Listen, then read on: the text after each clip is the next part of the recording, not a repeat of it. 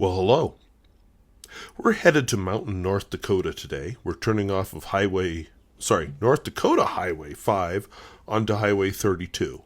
We'll take a small detour afterwards, though it may not be in this video, to pass an Air Force installation that was interesting. I'll interrupt the video to share some footage of both places, but especially the Air Force base. So, it was a very interesting place. And I'll explain why this place on the prairie is called Mountain. So several YouTube channels recently have talked about burnout in the fountain pen hobby. And this is a topic that pops up from time to time on a lot of different channels. I provided some examples in the video description, although it got a little long, so I've got an Evernote page linked. But I'm going to focus on the fountain pen genre. Most of my focus will be on comments by Chris Sains and Penboy Roy. I'm going to expand it a bit to include Matt Armstrong of the Pen Habit. And while I have a lot of references, I'm not going to do citations. This is more of a personal opinion. First, let's concede that burnout is a very real thing. The APA Dictionary of Psychology defines burnout as physical, emotional, or mental exhaustion, accompanied by decreased motivation, lowered performance, and negative attitudes towards oneself and others. It's not a medical condition, but it's a physical condition.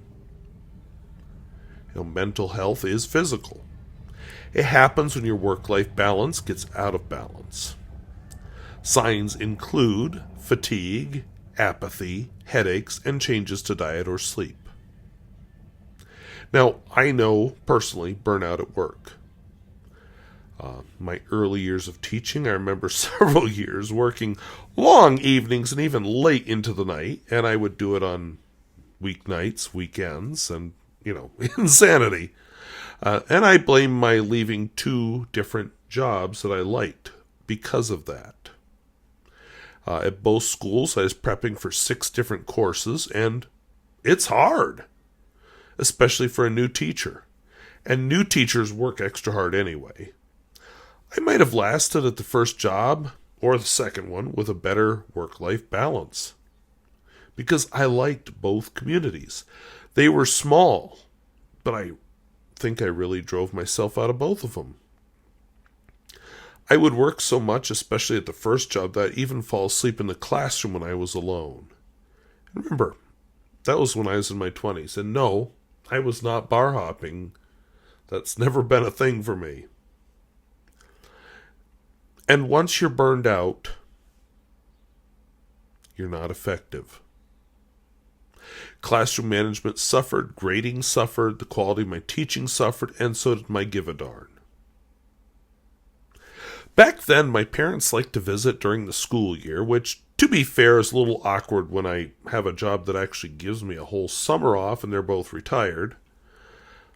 But even so, I didn't have time for them. I would run up to the school to work for several hours each day, even though I knew well ahead of the time they were visiting. It admittedly is a lot easier now that they visit in the summers. But hosting, I'm going to be a little fair to myself here. Hosting guests is work also, so it's a lot easier in the summer for me.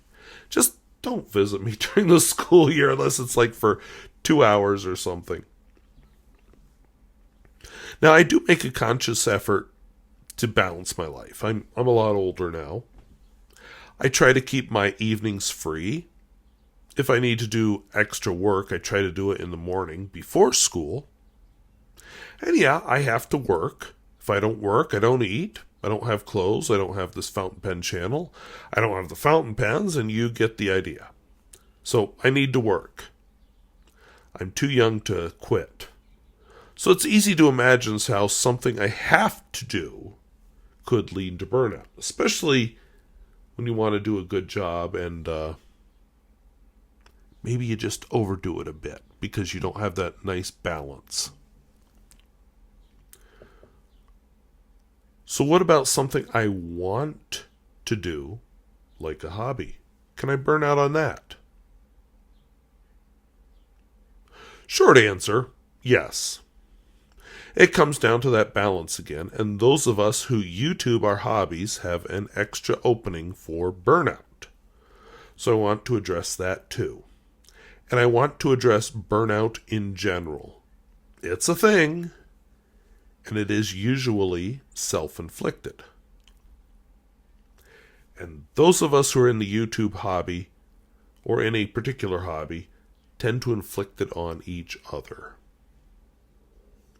So a hobby is a nice relief from the pressures of work and everyday life.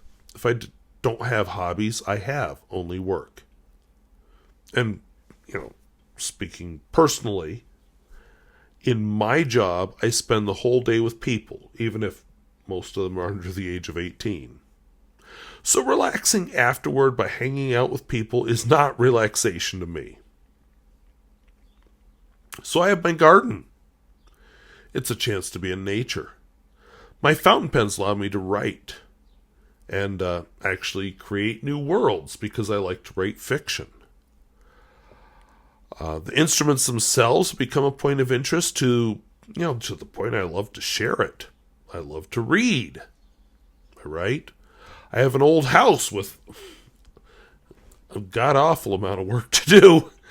And, just in general, there are a lot of things I enjoy. Because I'm a teacher, I get some vacation. And one of the perks of this job, the reason I take the god-awful salary of this job, is that I have summers off to explore my hobbies. I have more time for them. And I think that when I eventually retire, I'm going to love exploring my hobbies and having the time to actually do so. But hobbies do have a certain ebb and flow. There are times when we're passionate about a hobby. This especially happens at the start. You devour everything you can find about it. You spend hours and hours at it, even when you should be doing other things. You share it with missionary zeal. Then you calm down and reach equilibrium. There are times when you lose interest. Then you pick it back up. Now, it's rare to pick it back up with that initial fervor, but there may be some fervor there yet, especially if you have some success in the hobby or you discover a new aspect about it. Hobbies are an escape. They enable us to develop a skill, learn, create, and do things for no reason other than personal interest. There is no profit motive, though it is kind of rewarding when a hobby helps us with profit. Over a decade ago, I made several $1,000s doing sports photography. And it funded some very nice camera gear. Weirdly enough, none of which is actually used on this channel, but I own it and I use it.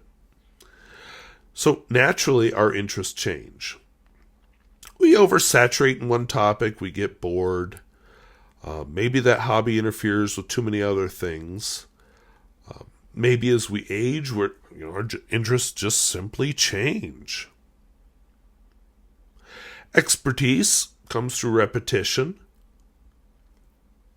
But, in a hobby, it might be hard to get that kind of repetition till old age, without excessive focus on one hobby. And that kind of focus is hard without incentive, which kind of contradicts the nature of a hobby. The hobby is supposed to be relaxation. And yes, we naturally change interests over time, but we may not lose them. We'll come back to them. And even if we don't, they'll always be part of us. I used to collect rocks. Collecting rocks for 4-H cured that. But I still appreciate the minerals, crystal structures, types of rock, layers, and patterns of erosion. There's a lot to it, and I still appreciate the world of geology, even if I no longer collect rocks.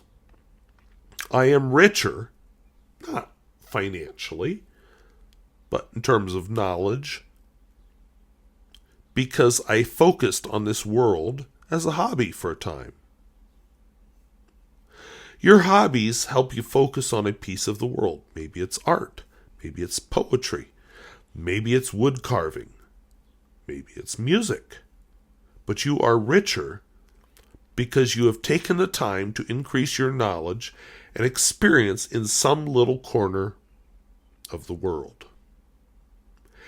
And yeah, we might have dreams of making money from this skill or hobby, but it's wonderful even if we don't. But when we focus too much on a hobby, it can have the same effect that too much time in a job does. You can burn out on a job. You can burn out on a hobby as well. A hobby is supposed to be an escape. So what happens when a hobby is no longer an escape? What if you're running from the hobby? We may have those signs of abandoned hobbies. The guitar covered in dust. The art supplies we no longer use. The yarn that's full of moths. Actually, I think yarn is made out of acrylic, which is a plastic, so it probably doesn't attract moths, but it's not a hobby for me, so what do I know? Let's move on. Maybe it's the audio equipment we no longer use. Could be the language tapes from that long abandoned attempt to learn Klingon. Sometimes it's easy to get bored through oversaturation. Or you might put yourself at high standards, just like at the job. I've been guilty. I'm often hesitant to do something because I can't do it perfectly. I have too many pens I should restore. But that inability to do it to my standards gets in my way. And you know my standard with vintage pens, which isn't very high, but I'm scared I won't meet that standard. I tend to not put things away and allow clutter and disorder to grow because I'm afraid I won't be able to get it to my standard. And that's just me. You can easily compare yourself to other hobbyists. YouTube makes that so easy. And I don't care. You'll find yourself lacking no matter who you compare yourself to. The only thing worse is to compare yourself to another and just feel smugly superior. Oh yes, she will never have my Lummy 2000. So, don't spend too much time on your hobby. Just like your job, the hobby can take over all of your time. It's a pleasant distraction, and it should be the chance to get away from the demands of the job, and it needs to be put in its place. And hobbies take several forms. There are accumulation hobbies like stamp collecting, which can lead to their own kind of stress because they lead to steady accumulation. Stamps probably won't take up much room, but they might take up the bank account. On the other hand, you collect typewriters, you might be in trouble as far as room goes. And, if you're a classic car collector, good luck. Craft hobbies are another one that can also accumulate stuff. And then there's both the frustration of, I just want one more of these tools. And then the comparison to others. And then, of course, there are the financial realities. You start spending money, and you're just like, if I just had a little more money, I could have this Parker Vacuumatic knockout block. And another one, I live in a small house, so I know this one. Space taken up by the hobby. So, I'll just say this. Get out, do other things. Don't be afraid of new hobbies. And also watch out for serial dabbling. All those unfinished projects end up being corpses, interfering with our ability to enjoy our interests. Wet my whistle there. Finish some things. That guilt from the unfinished projects makes it hard to enjoy new things because you're just like, but before I do this, I gotta finish that. Oh my gosh, I can't enjoy anything. And maybe know that you won't finish some things. Maybe it's time to get rid of them. And a budget can help. You know, not spending too much money on the hobbies prevents that kind of accumulation or over purchase of tools that leads to burnout. No, I gotta do woodwork because I bought this $10,000 bandsaw. And funny, that works with just general clutter as well. And the more we spend on a hobby, the more guilty we feel. So look for new variety. Maybe there are facets of your hobby that you'll enjoy. There are times I like to write with my fountain pens. There are times I like fixing them. There's times I enjoy new inks. And the fountain pen is just a part of a much larger hobby, which is writing. And I go through spells where I really don't want to write, and other times when I do. Sometimes I just want to write my fiction. Sometimes I want to write pen pal letters. Sometimes I want to write, just notes in a notebook. It's all fun. And over the last few years, typewriters became part of my writing hobby as well. Easy to overdo it on them. They are a lot of work, but they also take up a lot of space, even though the prices aren't much different. So there's an old saying, do the work you love and you'll never work a day in your life. Well, it turns out that YouTube gives you an opportunity to make money in a hobby. I'll take another sip to wet my whistle. Or I could hit pause. Social media offered a unique opportunity to hobbyists. Here was a chance to share what we did outside of our small local circle of people we know in person. I staggered into YouTube as a wide-eyed innocent and did everything wrong. I used music from my CDs. I had awful audio. I mean, seriously, I was recording in front of a fan blowing, and I had a clock that would ding. And of course, my topic was North Dakota when I started this channel. In one video, I toured an abandoned school and used music from every school-related TV show to accompany it. It got a lot of views, and YouTube wanted me to advertise. Of course, this was before copyright strikes were as big a deal on YouTube as they are now. Because I started at YouTube back in 2007. Do you believe that? So this was early days. It was a lot easier to get advertising dollars then. And instinctively I said no to that. I knew it could ruin a hobby. If you've followed this channel, you know that eventually I started sharing about fountain pens, mostly inspired by Stephen Brown and his video about, you should do a YouTube channel. It was fun. And finally my subscribers count started to rise. The handful of comments I got per video were a genuine thrill.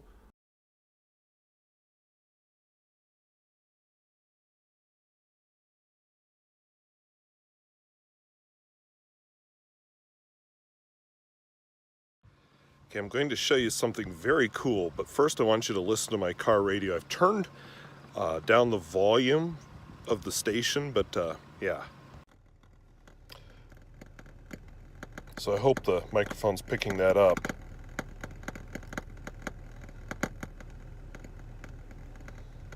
So I'm near Cavalier, and it turns out there's a small airbase here. I'm sorry about the shaky cam. I kind of have to zoom in a little bit. But I'm going to have something better for you later, probably tomorrow or maybe tonight. But yeah, I think it's still active because it's interfering with my radio.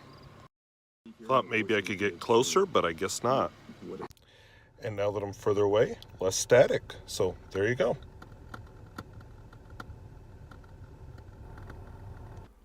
And the channel did slowly grow. I eventually got to a triple digit number of viewers, or subscribers, sorry. And during that growth, YouTube changed how it did its advertising. One thing that changed was that they would advertise anyway, whether I took a cut or not. So I said, okay, I'll take advertising.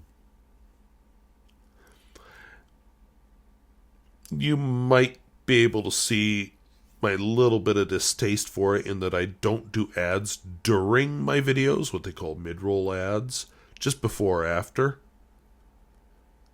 I had that fear, I still have that fear, of turning a hobby into a business. One of my ways of protecting myself has been, I will only spend this video on the channel. Weirdly, that seems to include buying new pens. But I've been kind of afraid to spend money for the past few months because I've been close to paying off a house, which is now paid off. But anyway, side issue. Wet the whistle again. I should have had more water to drink before I filmed this.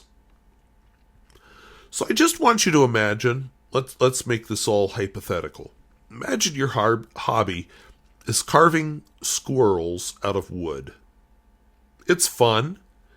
You love their cute little poses, because who doesn't? And you love trying out different kinds of wood. And if you make a few dollars selling little carved squirrels, that's a nice bonus. Then people start ordering squirrels. Maybe they want certain types of squirrels. How about you make more of those eastern red squirrels rather than those 13-striped ground squirrels? Maybe they start sending you pieces of wood to make squirrels out of. Here, use this black locust. It's from my great-grandpappy's fence post. Oh, and why aren't you carving fox squirrels? Why does it take you so long to carve a squirrel? And why are your squirrels so cartoonish? I like more realistic squirrels. And dear God, one day you carved an aardvark, and everybody went berserk. And of course, people think you're carving squirrels for some secret squirrel cabal. So, YouTube is a wonderful opportunity to share a hobby. I love the diverse voices on YouTube. I follow channels that film trains, channels that visit small towns and rural states, fountain pen channels, typewriter channels, and more. If I were into that kind of thing, there are cross-stitch channels, knitting channels, gardening channels. Oh, okay, I follow a couple of those. Book channels. Okay, I follow a couple of those too. Travel channels, minimalism channels, and so much more. You can find your people. So, full disclosure, I live in a town of about 1,500 people in very rural North Dakota. I don't have my people here. I know nobody who loves fountain pens. I know people who read books, but typically not the books I read. My desire to do a deep dive into a topic bores the people around me. And my fascination with North Dakota bores people who live in this state. So YouTube is my outlet. I was frustrated when I felt forced to take money from YouTube. It has turned out that I do enjoy that money, and investing it in my channel has left me free to buy some pretty sweet pens and one camera that I probably wouldn't have purchased otherwise. But that money is also a double-edged sword, which may explain why so many YouTubers talk about burnout. And, let's be real. If they're not YouTubers, they're probably not talking about burnout on YouTube. That money, those viewers, those subscribers, bring a sense of obligation. Once you have subscribers, once you have money, now you feel obligated to do videos.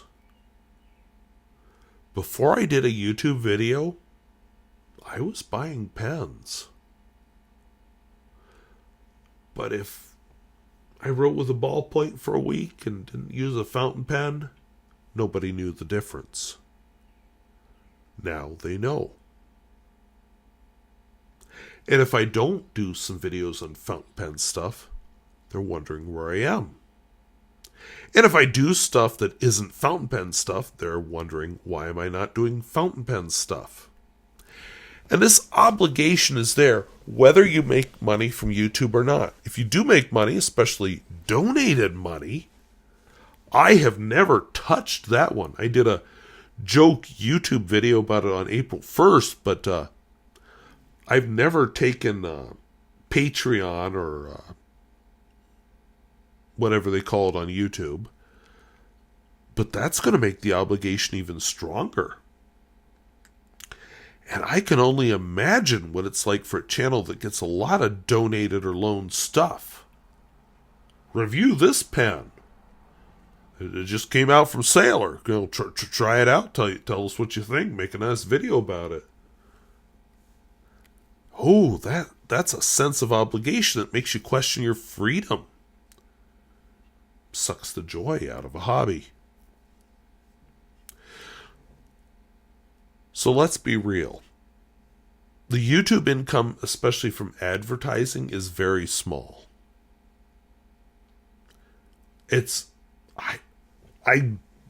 Maybe there's a channel that makes a living off of advertising, but they're very rare. You need donors. You need sponsorships.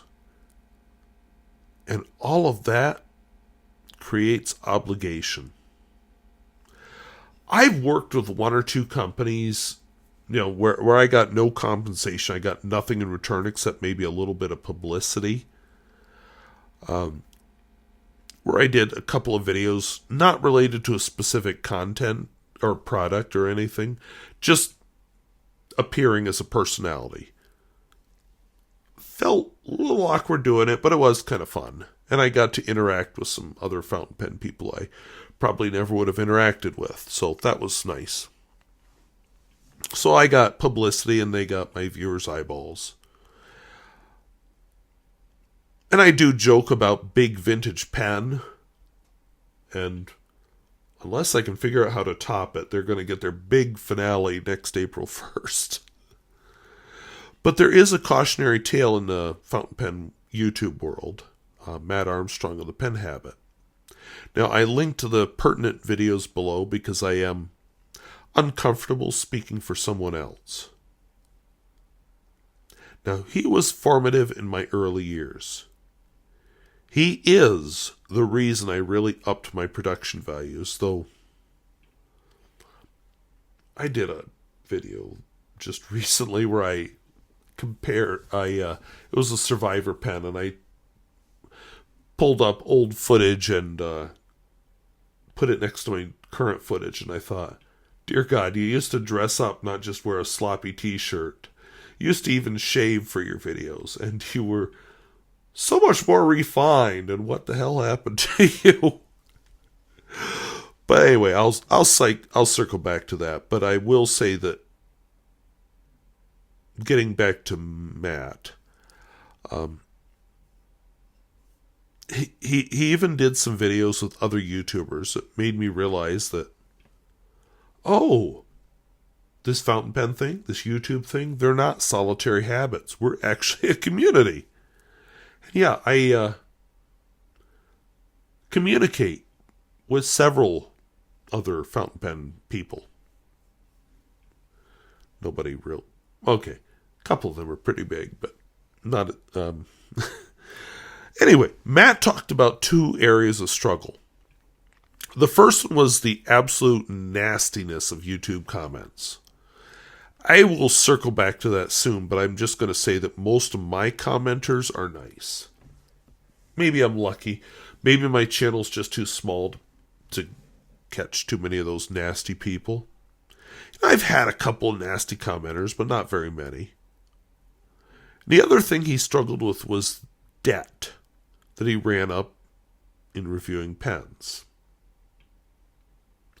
So I'm just going to say, yeah, don't do that.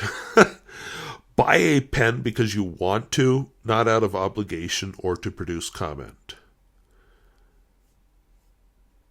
So Matt Armstrong ended up leaving YouTube. At the time I thought, yeah, right, because he had done that before. He basically over the really nasty YouTube comments. But he has stayed off for many years. Once in a while he shares things on Instagram about his personal life, but no more YouTube. He's basically vanished. Now, I don't want to do that, at least not yet. And neither do any of the YouTubers I am in contact with. For most of us, that original desire to find our people is very real. And YouTube gives us that. I met a fountain pen person from the eastern end of North Dakota. Basically because I do a YouTube channel. But YouTube is an enemy. And it can suck the joy out of a hobby and turn it into an obligation. So, I'm a high school teacher. One of these days I'll have to do a video on the garbage that's driving people out of my profession. But for now, let's just say that a thick skin is essential to survive as a, not even high school teacher, as a teacher. People, and not all of them little people, say some horrible stuff to teachers or about teachers. Almost like we're not human. And YouTubers get the same. Now, a lot of times it's just thoughtless cruelty because they don't see that person as a person. And if you take it personally, they take it as an attack. Well, there's no defense against that. A lot of people start on YouTube in the fountain pen world and many other hobbies as well. And then they disappear. Some, like Matt Armstrong, disappear intentionally. Others miss a video, then another one, and then they're just gone. I don't want to be that. I want to keep my community. I enjoy interacting with my viewers. You are the people I rely on to understand my weird little interest in fountain pens and random roads in North Dakota. People where I live don't know YouTube. They don't know fountain pens or many of my other interests. Reasons for giving up on this may vary. For some, it's the nastiness. And I will say, having gotten involved in several hobby or special interest communities, the fountain community is actually really friendly. I'm not going to name names, but I'm following one that I'm just like, dear God, why do you even say that to somebody about a TV show versus the book version? Holy cow. But if you are going to make yourself public, especially if you're going to give opinions, be ready for some nastiness, some trolls, very vocal and strong disagreement, and casually cruel comments. Now, again, in the fountain pen world, not most of them, but they're there. And if you don't have a thick skin, it can be a shock. I've had an advantage in this hobby. I'm a teacher. One of these days, I need to do a video about the comments I've gotten in that job.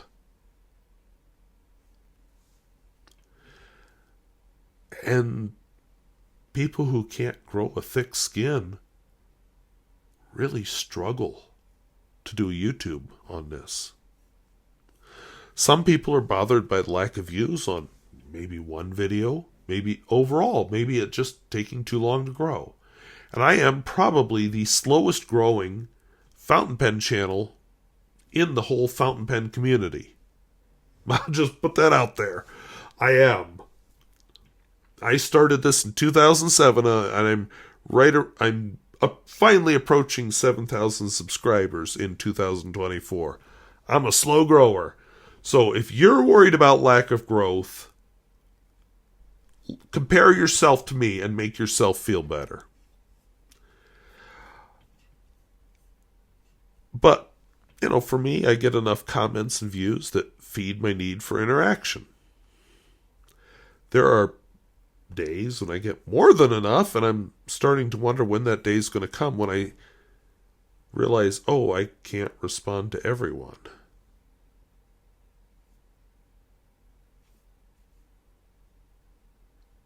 So besides a thick skin, what else can you do? I'd say keep looking at new facets.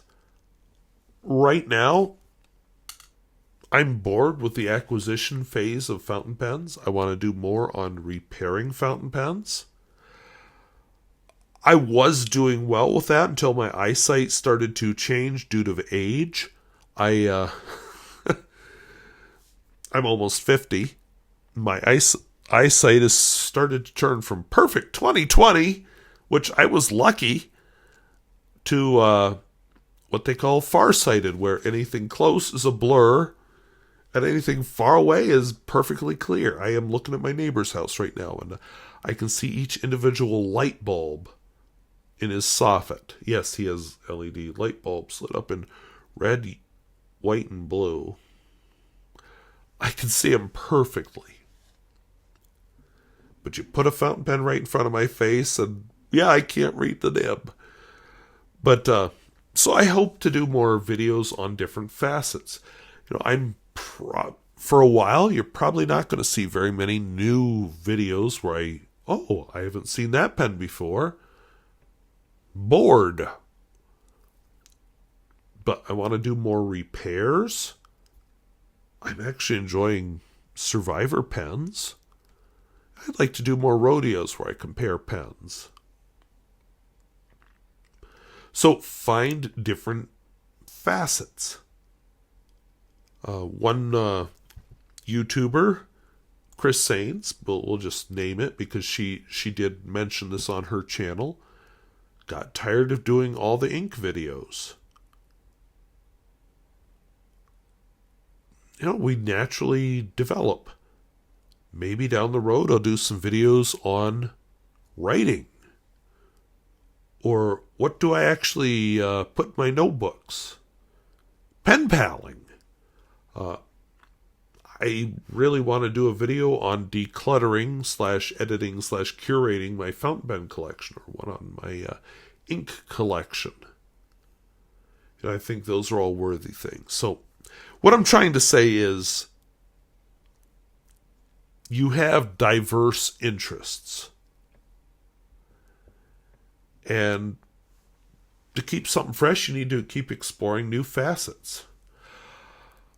I was